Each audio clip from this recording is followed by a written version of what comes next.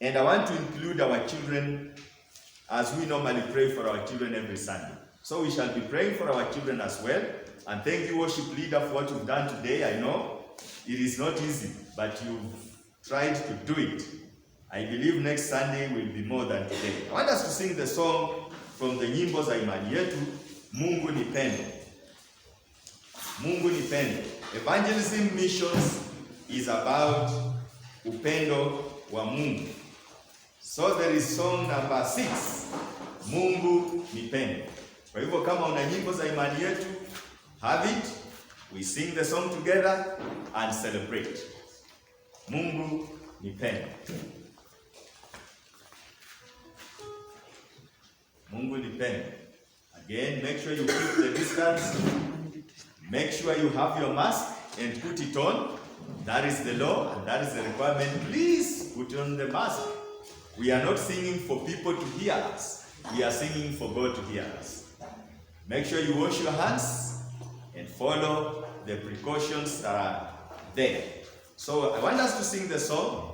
And again, if we have an offering for Kaliet, I want to give you the opportunity to bring it right there. Praise the name of the Lord. God's work continues in Jesus' name. The song from Yohana 3:16, kwa maana jinsi hii Mungu aliupenda ulimwengu hata akamtoa mwanawe pekee. Mungu ni pendo. Mungu ni pendo, apenda watu. Mungu ni pendo, anipenda. Sikilizeni furaha yangu. Mungu ni pendo, anipenda. Nalipotea katika dhambi, nikawa mtumwa wa shetani. Sikilizeni furaha yangu.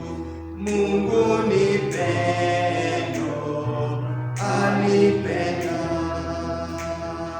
Akaja Yesu kunikomboa, yeye kanipa kuwa huru. Sikilizeni furaha yangu. Mungu ni pendo, anipenda. Sababu hii namtumikia, namsifu yeye siku zote. Sikilizeni furaha yangu. Mungu ni pendo, anipenda. Praise the Lord. You can be seated, and as I said, if you have an offering for the Kaliet, feel free to come and give. Again, I say Happy Father's Day, the year 2020. We must recognize our role and our responsibility as fathers in the community, in the church, and everywhere we go. Today I want to bring the message again, still on the Great Command and the Great Commission of our Lord Jesus Christ. From as we started preaching and teaching and praying on evangelism missions, the month of June, July, and August, I am still bringing the same message, the Great Command and the Great Commission. And so we saw from the other week, from the book of Matthew, when Matthew writes what Jesus said, go make disciples of all nations. And we saw the perspective of a former tax collector who gave his life to Christ, and he was chosen as one of the disciples, the inner 12 people that followed Jesus Christ as the disciples, and designated as apostles of our Lord Jesus Christ. How he writes with the perspective of Jesus Christ being the Messiah, being the King of Kings, and being the Lord of Lords. Last week, we saw Mark, a disciple of Jesus Christ. We can call him a young follower of our Lord Jesus, who wrote with the perspective of Jesus Christ being the suffering servant. He saw Jesus as a servant who came to suffer so that we can have life. And so he also wrote about the Great Commission, and we saw him encouraging us to go and preach the gospel all over the world. And I told you last Sunday that when the children of God work, Jesus works. Praise the name of the Lord. So it is our responsibility to allow Jesus to work through us. Today, we are in the book of Luke, the way I promised you. Luke chapter 24 and verse 44 to 47. Luke chapter 24, verse 44 to 47. We have read it already, but I want to read it again. Luke chapter 24, verse 44 to 47. I'm reading from the New International Version. My Bible says, he said to them, this is Jesus Christ. He said to them, this is what I told you while I was still with you. Everything must be fulfilled what is written about me in the law of Moses, the prophets, and the Psalms. Then he opened their minds so they could understand the scriptures. He told them, this is what is written, that Christ will suffer and rise from the dead on the third day. And repentance and forgiveness of sins will be preached in his name to all nations, beginning at Jerusalem. I liked that. That one brings the connection of the authorship of the Gospel of Luke and the book of Acts. If you remember Acts chapter 1 verse 8, Jesus said the preaching of the gospel will start from Jerusalem, then Judea, Samaria, and to all parts of the earth. Here, Dr. Luke says, starting or beginning from Jerusalem. Verse 48, you are witnesses of these things. I am going to send you what my Father has promised, but stay in the city until you have been clothed with power from on high. Hallelujah.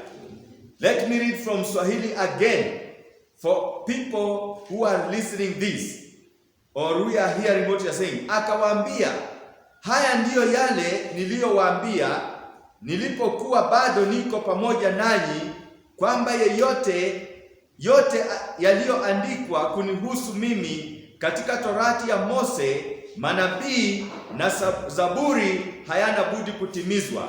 Ndipo akafungua fahamu zao ili waweze kuyaelewa maandiko. Akawaambia, haya ndiyo yaliyoandikwa, Kristo atateswa na siku ya tatu atafufuka kutoka kwa wafu. Toba na msamaha na dhambi itatangazwa kupitia jina lake kuanzia Yerusalemu. Ninyi ni mashahidi kwa mambo haya. Jina la Yesu lipewe sifa. The message is about why the Great Command and the Great Commission. Why should we be talking about the Great Command and the Great Commission? This is a step, one of the last ones. Actually, they are the last ones, because even if you read the verses that follows from verse 50, my Bible says, when he had led them out to the vicinity of Bethany, he lifted up his hands and blessed them. While he was blessing them, he left them and he was taken up into heaven. What did the disciples do? The Bible says, then they worshipped him and returned to Jerusalem with great joy. Why the Great Command? And why the Great Commission? Obedience to the great command and commission is the fulfillment of the Old Testament. It is also the mind opener. When we fulfill the Great Commission, our minds are opened, and it is the message of God's love and God's forgiveness. So today, after seeing what Matthew said and what Mark said, we look into what Luke is bringing across about the Great Command and the Great Commission. And we see that Luke is different. When you read Colossians chapter 4 and verse 14, you will see that Luke was a doctor by profession, which means what he's bringing is totally different compared to what Matthew brought and to what Mark brought. He brings in as a man who is in charge of our health issues. Praise the name of the Lord. I think he could do very well in such like times when the whole world is shaken with health problems. So Luke comes in as a doctor and is ready to bring the gospel. He's not only a doctor, Luke is the only Gentile writer of the New Testament. Luke was a Greek person. That was his clan or his tribe. So he comes in as the only man who is not a Jew, but is writing the gospel of our Lord Jesus Christ. Which means his identity is very much closer to our identity today.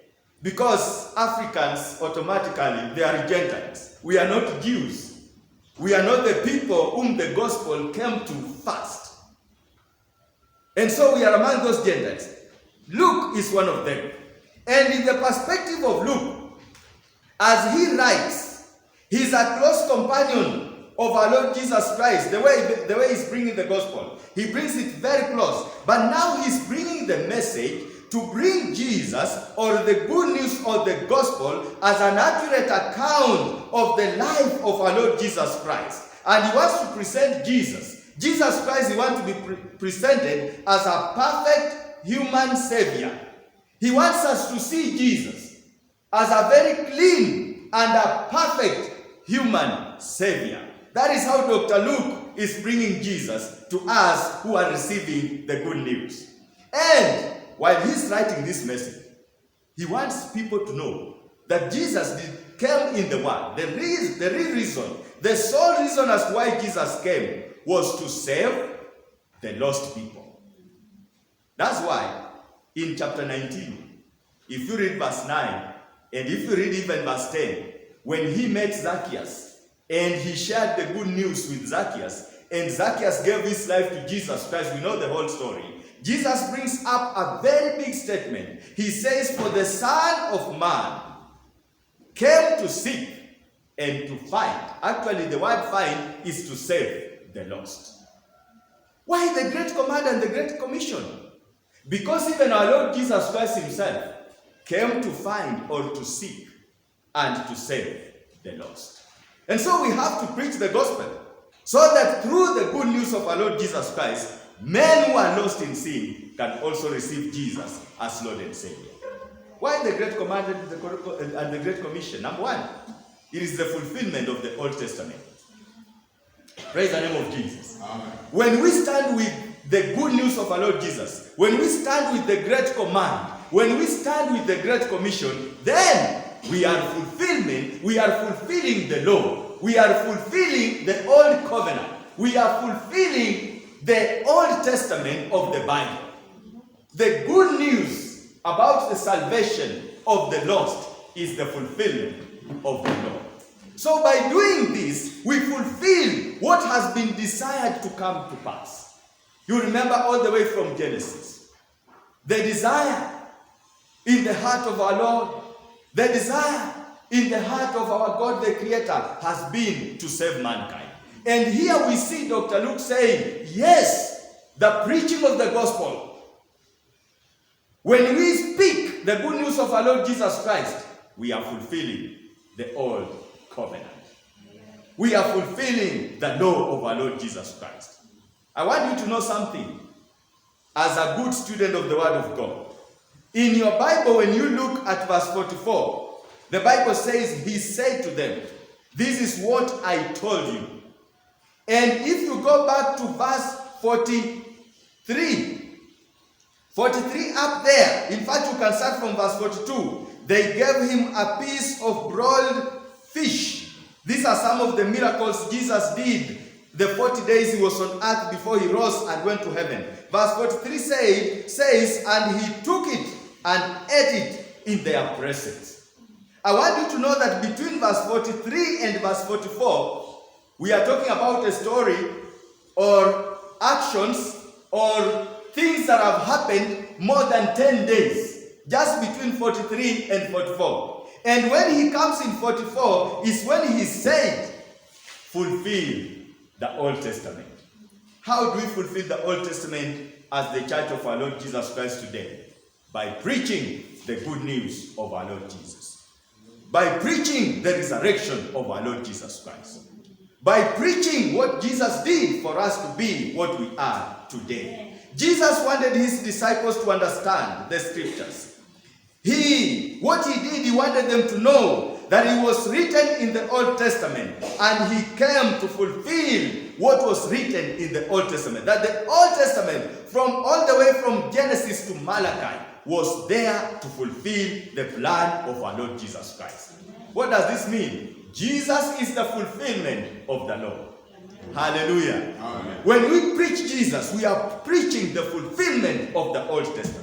That's why the Bible says the three ways that this is happening. He says when we preach the good news, Dr. Luke says, when we preach the good news of our Lord Jesus Christ, we are preaching what we call the historical writings of the Bible. What are the historical writings? This one means all the way from Genesis. When we come, what Moses was talking about, that is all about the history that was there to be fulfilled when Jesus came and died on the cross. The historical writings of the Bible is fulfilled through the preaching of the gospel. Genesis to Esther fulfills all this. Praise the name of the Lord. What about poetical writings? From the book of Job to the Song of Songs, it was fulfilled. It is there in the book of Psalms. The author of Psalms knew that the Messiah is coming. They looked unto the forthcoming of the Messiah.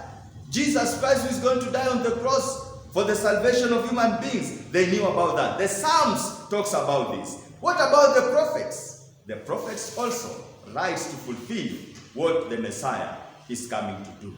So through the obedience of the Great Command and the Great Commission, we fulfill the Old Covenant. I was reading a story about one person who was asked a question. How did the world come into the being? The world we have today, was it through evolution? Was it through another way or means? Or how did it come to happen? And it happened that this person who was answering the question had attended Sunday school classes. It is important to attend Sunday school in the church. And so he started answering by saying the Bible says that God created the world. There was nothing in the world. And he said, let there be what is there. Only when he reached on humankind is when he created human being. From the dust of the earth he created man. As he continued sharing how the world came into being, it was said that the person who was hearing or listening to the story started receiving the good news. It was like he was evangelizing to this person.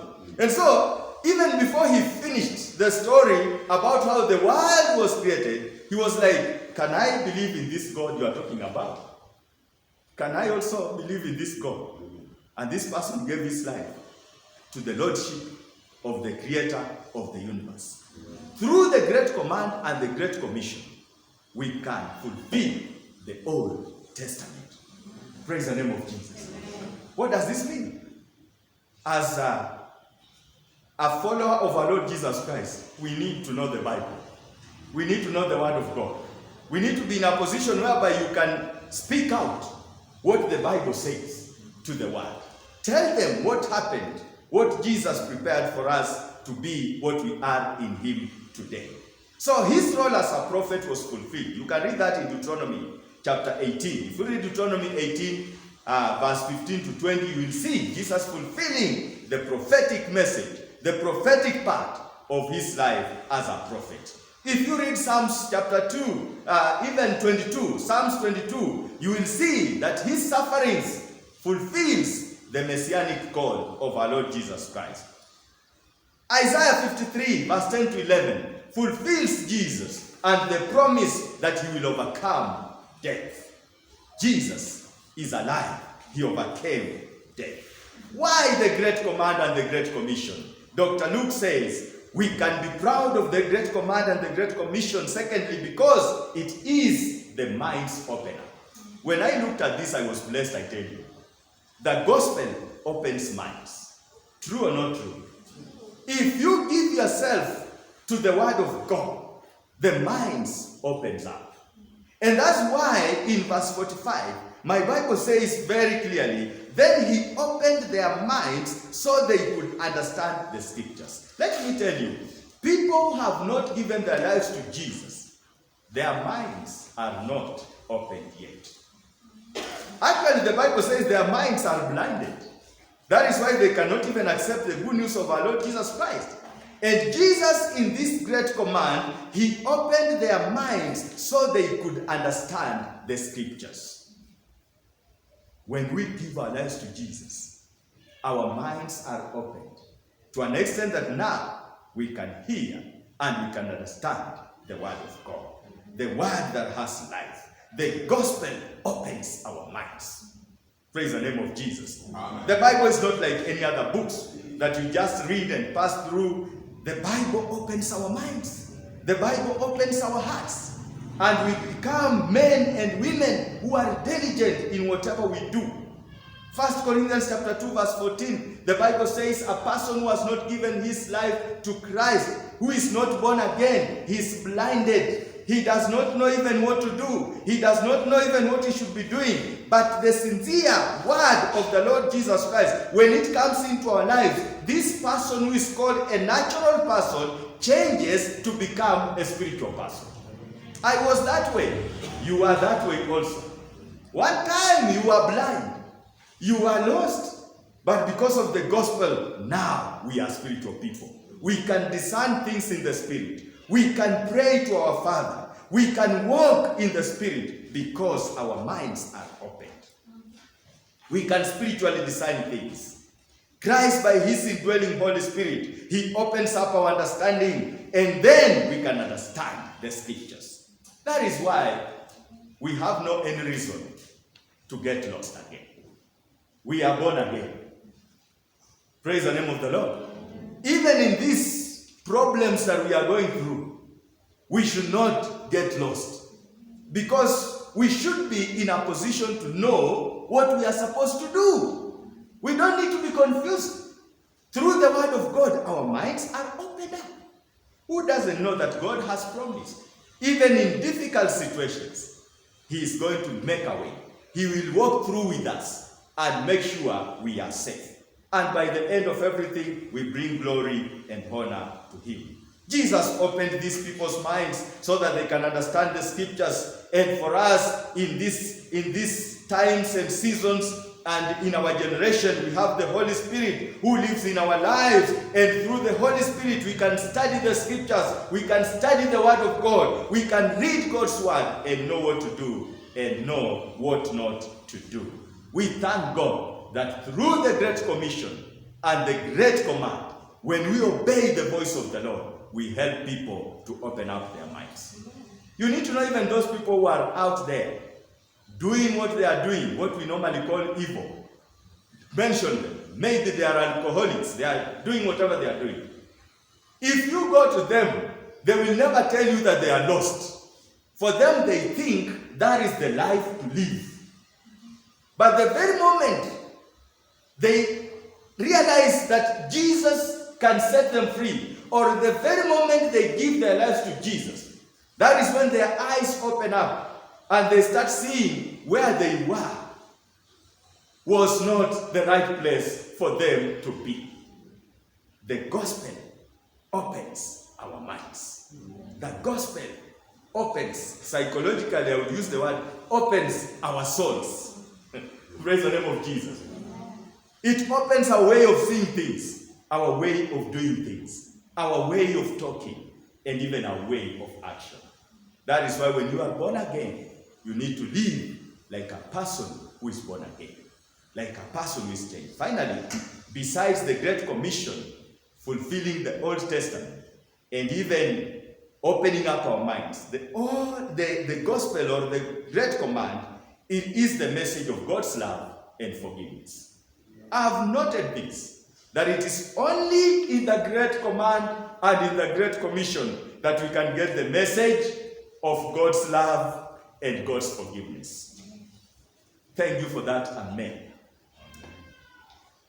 The Great Command and the Great Commission carries a message of love and a message of God's forgiveness. Amen. Through the Great Command and the Great Commission, verse 47, Luke writes and says, and repentance and forgiveness of sins shall come to all the people. And I thank God now, it is not only just people in Jerusalem, not only the Jews, the Bible says, to all people in the whole world, starting from Jerusalem, go to Judea, go to Samaria, and all parts of the world. Through the gospel message, the world receives the love of God, and the world receives forgiveness. Hallelujah. We need to stand up and preach the gospel as children of God. Praise the name of the Lord. I've been seeing on our televisions all the times. There is a message that comes. I know even today it will come. It starts by saying breaking news. You know that message, eh? It comes from our televisions every day. Breaking news. And people are ready to see the breaking news. Someone was telling me, indeed, it is breaking news. Because breaking news breaks the heart. And I've seen how you behave always after seeing the breaking news. People will say, Corona has come even in Eldoret. It is also in Uasin Gishu. Is that one encouraging or is that one breaking your heart? So someone said, you go on with the breaking news and your heart will continue being broken. I'm talking about the good news, amen, not the breaking news. Amen. Do you know the difference with the good news? The good news builds and encourages our hearts. Amen. Good news builds and encourages our hearts. You cannot find a man or a woman who has opened his or her heart to the good news and remain discouraged. Good news encourages and builds our hearts. Why? In the good news, there is a message of love. In the good news, there is a message of forgiveness. The world does not carry forgiveness, but the good news carries forgiveness. You see, when we talk about forgiveness, we are talking about you make a decision to believe in Jesus. And again, at this level, there is a doctrine, there is a belief that talks about just believing. Actually, we call it believism, whereby you just believe in things. You just say, yes, I know this. I am a follower of Jesus. I believe in Jesus because I go to church. I believe in Jesus because I'm baptized. This is not what Jesus is talking about. Jesus is saying there is something more than just believing. This is whereby you repent of your sins and you receive forgiveness from God. That is the message we are supposed to preach out there. There are so many people who are lost in sin. They need to hear that there is forgiveness through Jesus Christ our Lord. They need to hear that when we repent, we receive the gift of God. Acts chapter 10 and verse 43, when Peter was in the house of Cornelius, he said to Cornelius that through Jesus Christ, when we repent and believe in him, there is a position and there is a stand we receive, the stand to be children of God, and we start following God as his children. What does this mean? There is change of life. There is change of life. And you see, when the forgiveness of Jesus comes in, it cleanses all our sins. Praise the name of the Lord. We are made whole again. All our past goes, and we start a new life in our Lord Jesus Christ. Peter said that through his name, those who believe in him shall receive remission of sins. Who else can remove sins? No one. Only Jesus can do this. What are we supposed to do? We need to repent, and we need to receive forgiveness of sin from our Lord Jesus Christ. This is not just being sorrowful. Being sorrowful over your sin and just saying, oh yes, I'm sorry, I've done this and this. No, it is a complete change of mind whereby you say, I'm now turning towards my God and I want God to forgive my sin, which is then proved by a changed life. You didn't hear that. Repentance is a turning around towards God. When you make a decision to turn around God, your complete life, I'm talking about all your part of life, your soul, your body, and your mind, your complete person, the complete of what you are, you make a change and you turn towards God. And you say, sin backward forever and ever. After doing that, we start seeing the change that is a result of the new life you are living. What is the new life that you are living today? 2 Corinthians chapter 5 and verse 17, the Bible says, behold, when one is in Christ Jesus, he's a new creation. The old is gone. Behold, the new has come. 2 Corinthians chapter 5 and verse 17. If you move on to verse 18 and 20, as a result of that, we are given a ministry whereby we can also reconcile other people to Christ Jesus. The ministry of reconciling people to Christ Jesus. What does that mean? You have the Great Command. You have the Great Commission. You have all that you need to preach the good news of our Lord Jesus Christ. Amen. Share Jesus to the lost one. Acts chapter 26 verse 20. Paul spoke even to the ruling authority that without forgiveness of sin and repentance, you can never enter the new life. You can never enter the kingdom of God. When Jesus met Nicodemus in John chapter 3 and verse 3, unless you are born again, you can never receive the new life. Let us preach the good news. We have the message for the people. Praise the name of Jesus. Amen. Why the Great Command and the Great Commission, brothers and sisters? We need to do this because through this we fulfill the Old Testament. I know there are even people who are asking, should we continue with the Old Testament? Because the new covenant came. We fulfill this by preaching the gospel. Because when we talk about what God did through prophets, through the historical events of the Bible, we fulfill the words of our Lord Jesus. Next Sunday I'll be bringing you what John says about the Great Command and the Great Commission. And John starts by saying, in the beginning was the Word. What is the Word? The Word is God.